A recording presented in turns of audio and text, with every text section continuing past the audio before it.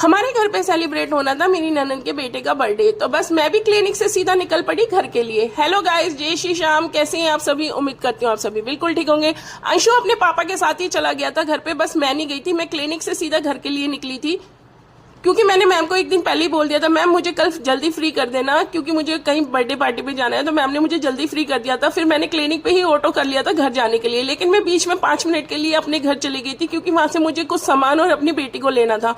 तो मेरे को जो दीदी का भेंट का सामान देना था मैंने वो सब ले लिया था क्योंकि दीदी जा रही थी अगले दिन अपने घर। तो मैंने सोचा दीदी की विदाई का सामान भी मैं साथ ले लेती हूँ। तो जो मुझे कपड़े दीदी को देने थे और उनके बच्चों को देने थे वो सब मैंने अपने साथ ले लिए थे।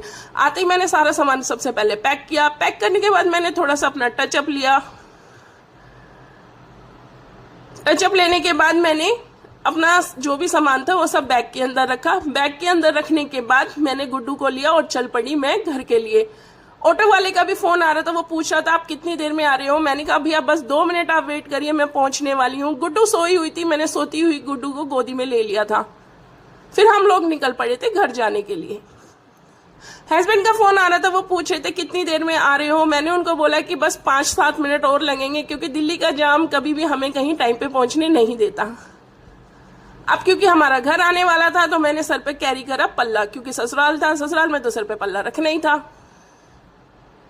मैंने सबको पहले ही बोल दिया था आप लोग केक कट कर लेना, जो भी फोटोज और वीडियोज होंगे आप लोग मुझे भेज देना, लेकिन किसी ने भी नहीं माना। दीदी ने कहा जब तुम आ जाओगे तभी हम केक कट करेंगे।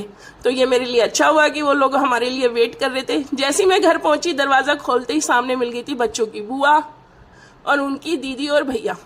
बच्चे गुड्डू को देख के बहुत ज्यादा खुश हुए। इतने में भाभी भी नीचे आ गई थी। यहाँ पे हम लोग प्रिपरेशन में लग गए थे बर्थडे केक की कटिंग के। तो मैंने दीदी और जीजा जी को बोला था कि आप लोग मिलकर नकुल का बर्थडे केक कटवाओ, लेकिन दीदी ने बोला नहीं, बर्थडे केक कटवाएंगी बच्चों की मामी। तो दोनों की दोनों मामी खड़ी हो जाओ और बच्चों का केक कटवाओ। तो मैंने तो बहुत रिक्वेस्ट करी थी कि दीदी और जीजा जी आप ही दोनों को कटवाना चाहिए, लेकिन वो मानी नहीं थी। तो मैंने और भाभी ने मिलकर नकुल के बर्थडे का केक कटवाया, उसे ढेर सारा आशीर्वाद और गुड विशेष दी। फिर यहाँ पे सब लोगों ने बैठ के केक खाया। सब लोग गुड्डू को गोदी में ले रहे थे, लेकिन वो जाते ही रोने लग गई थी क्योंकि वो कच्ची नींद की उठी हुई थी और थोड़ी सी चिड़चिड़ी भी हो रही थी। तो वो मेरा गोदी छोड़ ही नहीं रही थी, वो सिर्फ मेरे पास ही थी। फिर उसके बाद हम सब लोगों ने बैठ के खाना खाया। खाना खा के हम सब लोगों ने मिलकर बातें करी। बच्चे मेरी गोदी में बैठ लेके गुड्डू को उसके साथ फोटो शूट कर रहे थे। फिर उसके बाद हम लोग भी घर जाने के लिए निकल गए थे क्योंकि मुझे अगले दिन जाना था क्लिनिक।